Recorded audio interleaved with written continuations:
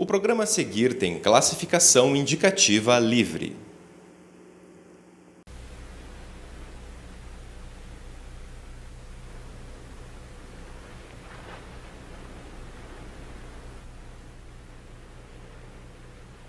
Vem är du? Jag är döden. Kommer du för att hämta mig? Jag har redan länge gått vid din sida. Det vet jag. Är du beredd? Min kropp är rädd. Inte jag själv.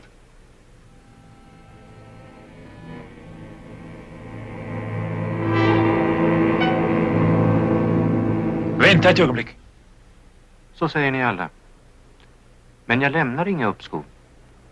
Du spelar ju schack, inte sant? Hur vet du det? Ja. Jag har sett det på målningar och hört i visorna. Ja, jag är verkligen en ganska skicklig schackspelare. Du kan ändå inte vara skickligare än jag. Varför vill du spela schack med mig? Det är min sak. Det har du rätt i. Villkoret är att jag får leva så länge jag står dig emot. Spelar jag dig matt, friar du mig. A morte é constante no jogo da vida, uma presença incômoda. O ser humano usa a religião, a filosofia, a pintura, o cinema e tantos outros artifícios para lidar com esta certeza. Para a ciência, a morte é um terreno vivo para compreender culturas e contextos históricos. E este é o tema do Em Tese de hoje.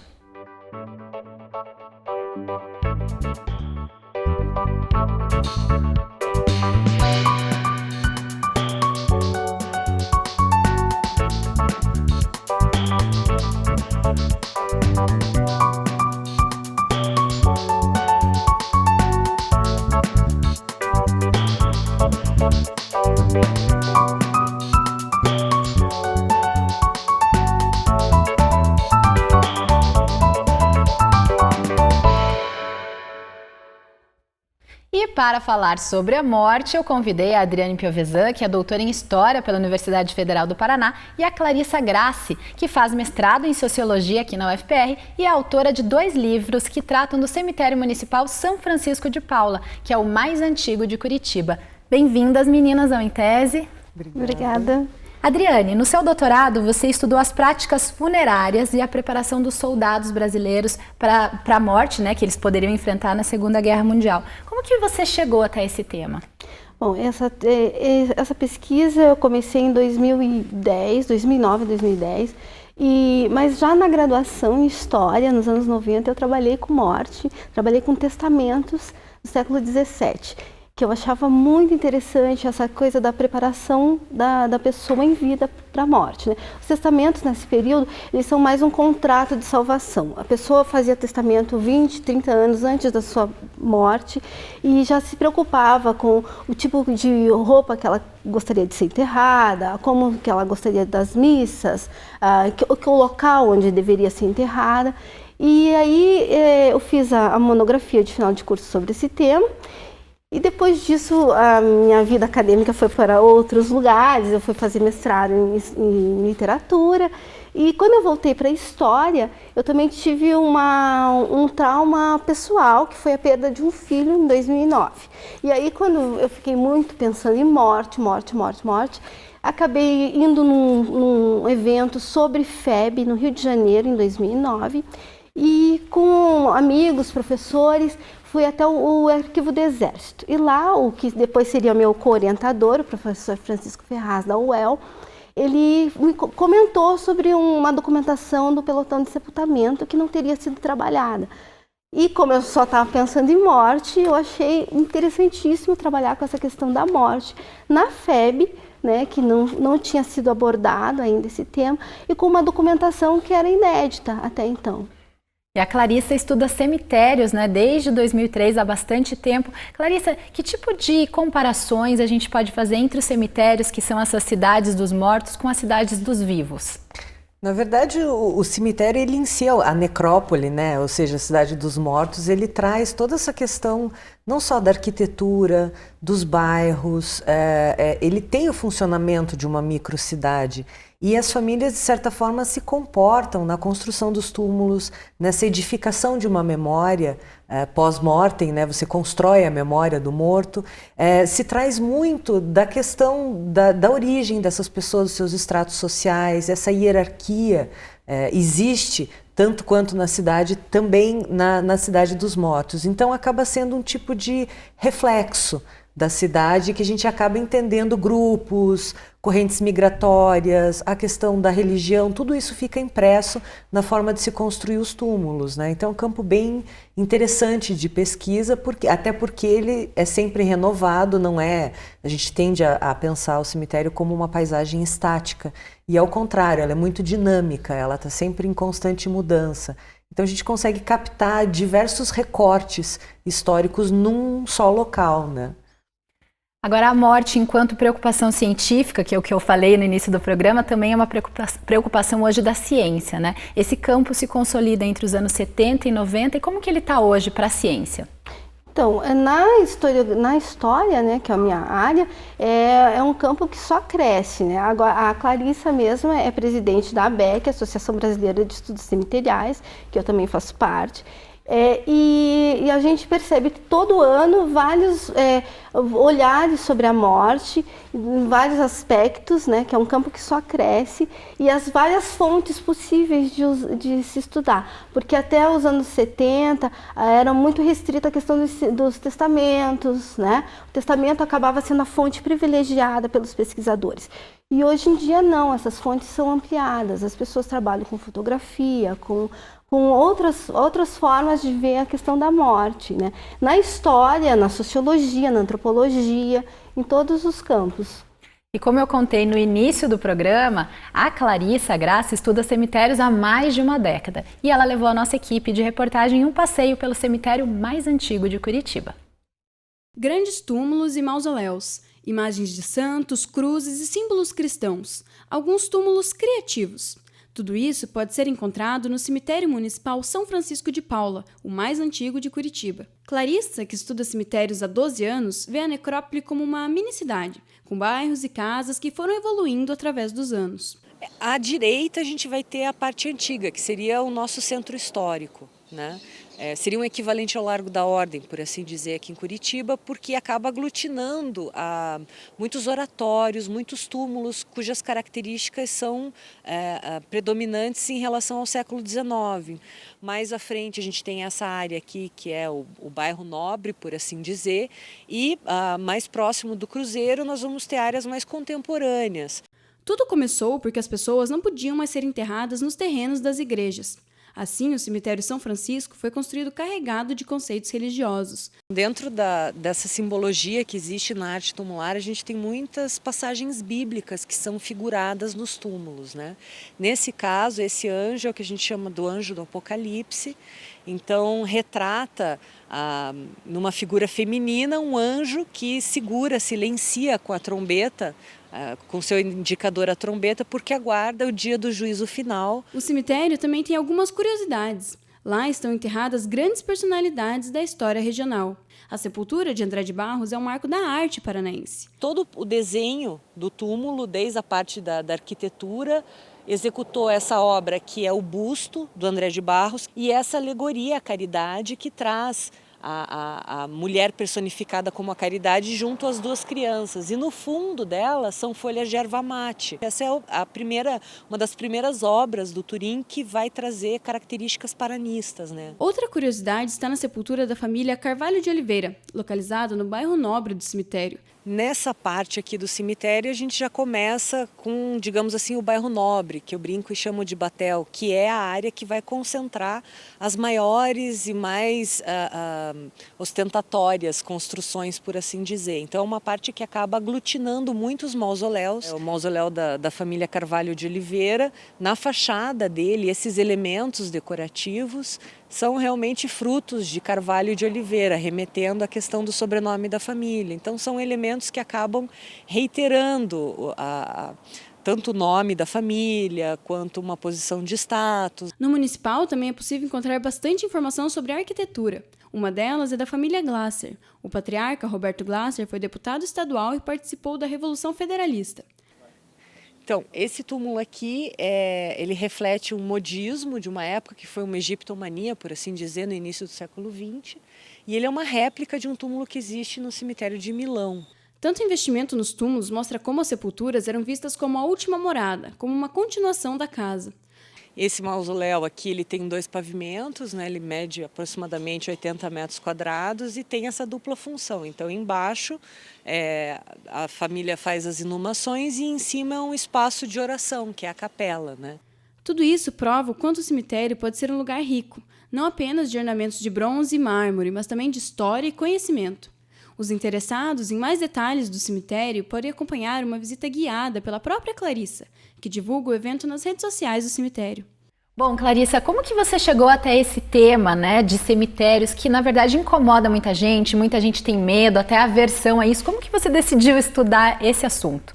Bom, eu trabalhava com comunicação e fui contratada por um cemitério particular para fazer textos institucionais para o site deles. E acabei tendo contato com algum material sobre arte tumular e fiquei encantada porque eu já gostava de cemitério. Para mim, cemitério sempre foi um sinônimo de paz, de calmaria, um lugar para reflexão.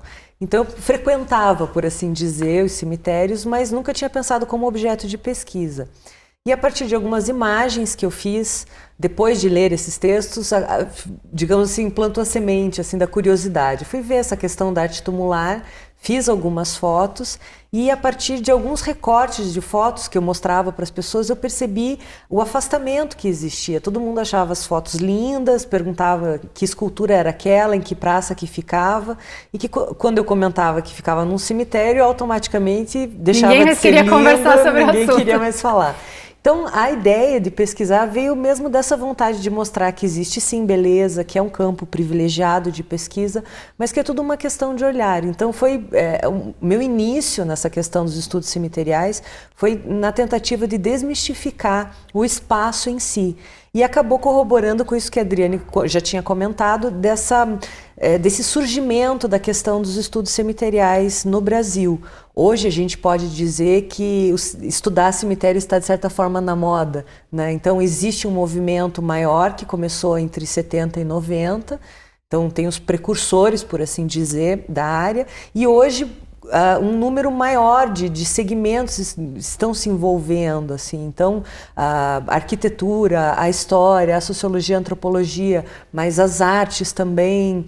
Então, cresce esse número de pessoas em torno da temática e, claro, isso ajuda também na divulgação das pesquisas, né? Então, a ideia inicial foi realmente tentar uma aproximação das pessoas de Curitiba em relação ao cemitério, mostrar realmente que existia beleza. E daí o resto foi meio que consequência, porque são muitos elementos passíveis de serem pesquisados, né? Então eu fui me envolvendo, fui me apaixonando pela temática e não consegui parar mais. Ela falou, Adriane, um pouco dessa aversão que muitas pessoas hoje têm por esse tema, por esse espaço que envolve a morte, né? Essa é uma forma, talvez, contemporânea que alguns têm de lidar com o tema. Agora, ao longo da história, as formas de lidar com a morte, com seus rituais, foram variando de cultura para cultura. Eu queria que você falasse um pouquinho sobre isso. Então, a gente tem assim, estudos clássicos do Philippe Arrier, né, que é um historiador francês, que ele vai trabalhar muito com essa questão na Idade Média da morte, como a morte, ele chama de morte domesticada, aquela morte das pessoas que estavam presentes, né. E aí eu volto para o meu tema, que é a questão da morte em guerra, a morte do soldado, né. Tem um livro do Georges Duby, que é um outro historiador, que é o Guilherme Marechal, que ele começa descrevendo como que é a morte daquele militar, né, como que era encarada aquela morte. Ele estava com todo mundo em volta e já estava preparando, e aquela agonia demorava vários dias para ele morrer, né, que era diferente, né, do que a gente tem hoje. E em relação às guerras, a morte nas guerras, que é o meu tema, também se percebe muito essa diferença. Se antes os ferimentos é que causavam a morte, ou nas batalhas, ou os ferimentos, ou a doença, ou a fome, com as guerras modernas, a gente tem essa morte muito mais rápida. Então não tem tempo de você fazer uma despedida, de você ter um padre junto para te dar a extrema-unção. Então isso vai mudando a percepção de morte das pessoas. E ao longo da história, e hoje em dia a gente tem uma outra forma de morte, né? Então a gente percebe que essa relação com a morte vai mudando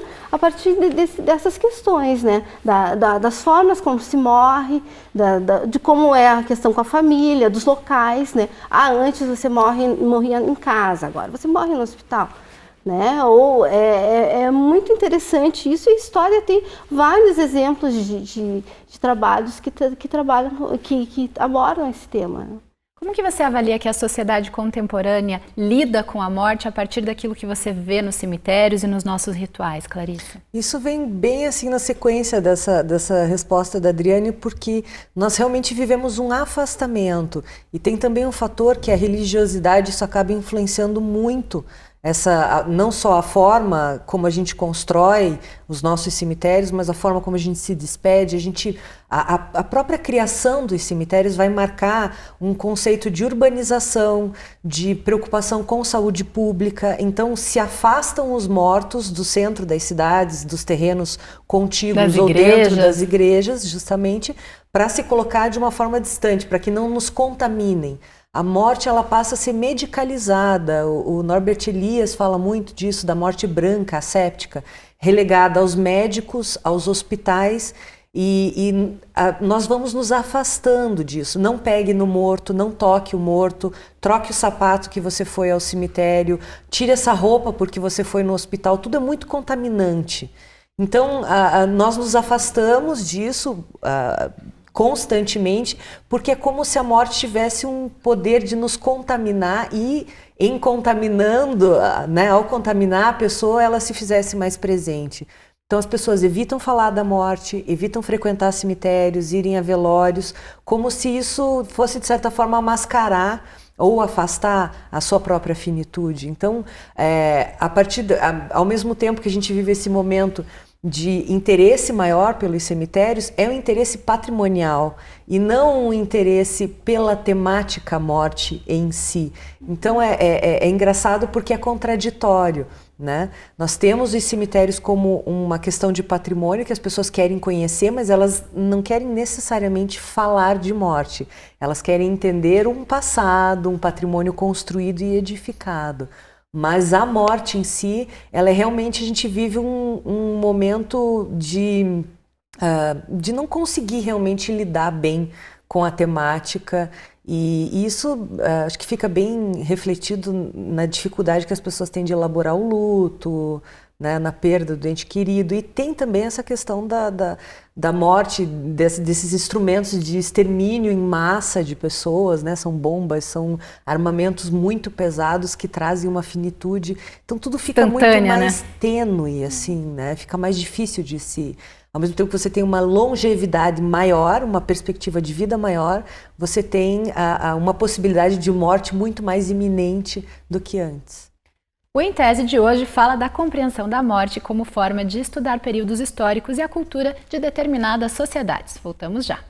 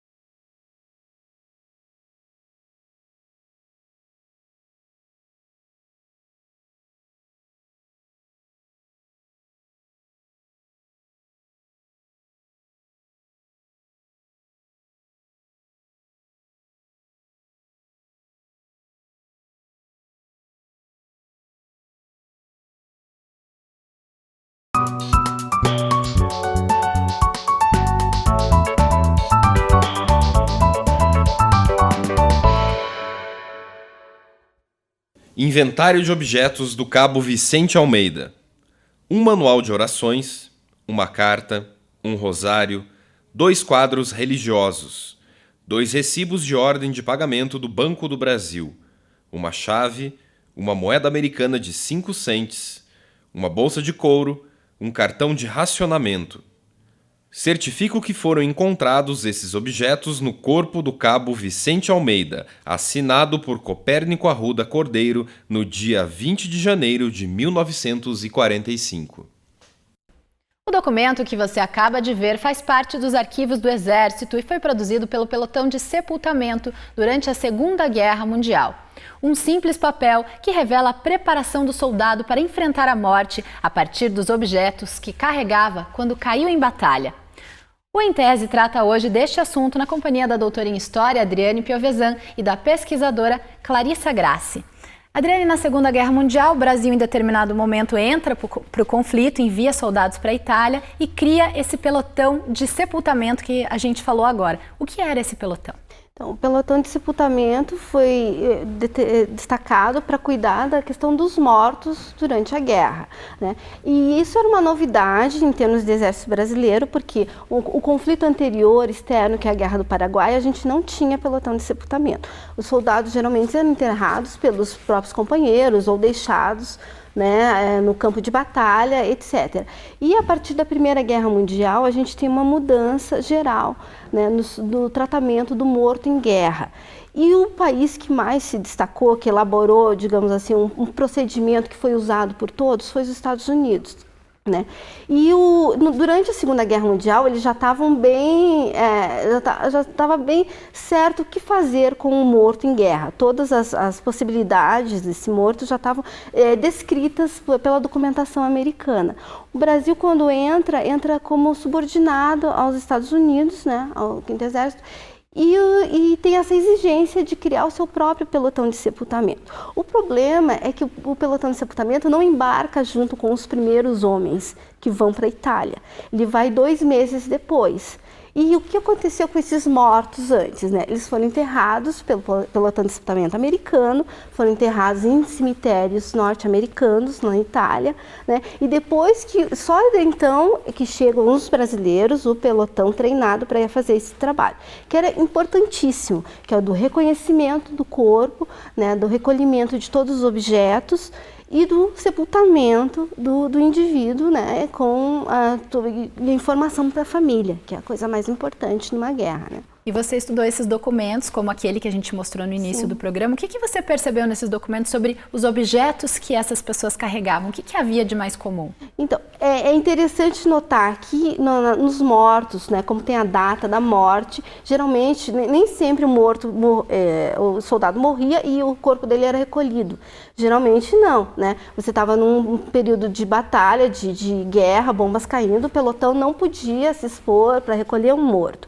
Então, esses corpos, em alguns casos, ficaram 3 meses na neve e depois foram recolhidos pelo pelotão de sepultamento.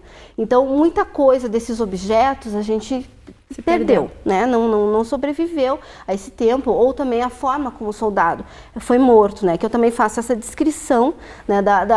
Por exemplo, se foi um tiro, tudo bem, mas às vezes é incinerado. Aí não sobra nada, não absolutamente nada. E esses objetos, eles revelam, sim, essa preocupação. Se a maioria dos soldados que tinham mais objetos religiosos, é que eles estavam num dia que eles sabiam que eles teriam mais chance de morrer numa batalha, né? O soldado que morreu num acidente de jipe, quando ele não estava lutando, ele geralmente não carregava, sentia. Foi surpreendido. Né? Foi surpreendido. Ele não carregava nenhum objeto, nenhum rosário, nada. Agora, o sujeito que já estava preparado para uma batalha, ele acabava carregando mais esses objetos. E aí o interessante é ver isso, né? Que manuais de oração eram carregados, rosários, medalhinhas de santo, fotos de parentes, né? E, claro, todos cartas dos entes queridos, né? Tudo é uma questão de você estar perto daquilo. E esses objetos mostram tanto as devoções individuais como uma forma de proteção, né? Que eu também acho que tinha muito isso. Hoje em dia a gente pode pensar assim, o que você tem na sua carteira? Né? Geralmente a mãe, a avó dá um santinho, no carro você coloca um rosarinho, né? Todo mundo tem essas questões, as devoções individuais que você acaba carregando para te proteger de uma forma ou outra, ele acaba tendo essa função também. Bom, Adriane, você está falando sobre soldados, né, militares e os objetos que eles carregavam. E quando a gente fala de civis, pessoas comuns, de que maneira que essas crenças, essas questões todas que a Adriane cita sobre os militares aparecem nos cemitérios de pessoas civis? É interessante porque, assim, o militar, ele vai com a morte premente, né? Ele sabe que a finitude dele é algo que vai fazer parte do dia a dia em combate, que a qualquer momento ele pode cair. Já o civil, o cidadão comum, ele sabe da finitude, mas não é algo tão presente na vida dele. Então, muitas vezes, o que essas pessoas pedem são objetos de uso. Então, por exemplo, antigamente, isso não mais tanto hoje em dia, mas algumas pessoas deixavam escritos objetos que elas gostariam de ser enterradas, crucifixos, ou um terço, algum objeto de estima, assim, da pessoa. Mas é interessante observar o que acontece no cemitério, que é um certo culto. Então, por exemplo, na época do Natal, as pessoas montam pinheirinhos, ou na Páscoa levam coelhinho. Tem toda uma relação de continuidade com o morto. Então, essas famílias acabam levando para dentro do cemitério objetos e decorativos ou de uso pessoal que marcam, que individualizam aquele túmulo, né? Então, é interessante observar, por exemplo, o caso de crianças que falecem e que a família passa a colocar brinquedos acompanhando a faixa etária que a criança teria ao longo do tempo. Então, conforme ela iria crescendo, eles vão trocando os brinquedos. Existem túmulos que uma mãe, por exemplo, perdeu 2 filhos, ela tem um túmulo ali no municipal, ela ornamentou toda a parte interna do túmulo com anjos, então uma coleção de anjos, de rostinhos, você acaba travando um certo relacionamento com o espaço e transforma esse espaço num espaço de homenagem, né? Clarice, no seu mestrado, o que você está estudando? A ideia da dissertação é trabalhar justamente as similaridades do cemitério com a cidade. Então, de que forma o cemitério municipal São Francisco de Paula reflete a cidade de Curitiba? Quais são os seus bairros? Que características esses bairros têm? Como que é uma tentativa de pensar sistemas construtivos como sistemas sociais. Então, são essas relações que ficam imbricadas nesses bairros do cemitério e como isso, de certa forma, reflete a cidade de Curitiba, né? Então, pensando mesmo nessa questão da construção da memória, da alteridade e de outros conceitos, né? E a vida da Adriane, de pesquisadora sobre esse tema, também não acabou com esse trabalho? A gente sempre acaba emendando em outras coisas, né? Como o tema é muito amplo e como não existem estudos no Brasil sobre essa questão, eu acabo agora me dedicando a isso, né? Aos vários monumentos fúnebres, aos cemitérios militares e essa relação do soldado com a morte. Daí você acaba trabalhando em outros períodos históricos também. Já tem planos de novas pesquisas, Adriane? Sim, para pós-doutorado, né? A gente nunca para. Então eu tenho interesse em trabalhar com essa questão agora do culto cívico aos mortos no Brasil, na verdade, a partir dos monumentos. São vários, né? São um pouco conhecidos pela população. Às vezes a população não sabe que tem mortos ali, que eles acham que é só um monumento celebrativo. Então eu acho que essa é uma questão que eu ainda quero trabalhar. Adriane e Clarissa, obrigada pela presença no Em Tese de hoje. Eu que agradeço. Obrigada. O Em Tese de hoje mostrou como o estudo da morte em diversas épocas revela os hábitos humanos de cada período. A Adriane escreveu uma tese de doutorado sobre a preparação para a morte dos brasileiros que lutaram na Segunda Guerra Mundial. O trabalho completo está disponível para acesso gratuito no nosso banco de teses. Já a Clarissa é autora de 2 livros sobre cemitérios. As obras estão disponíveis no Paço da Liberdade, em Curitiba. No nosso site e no nosso canal do YouTube é possível assistir novamente a este e a outros programas. Até a semana que vem. Tchau!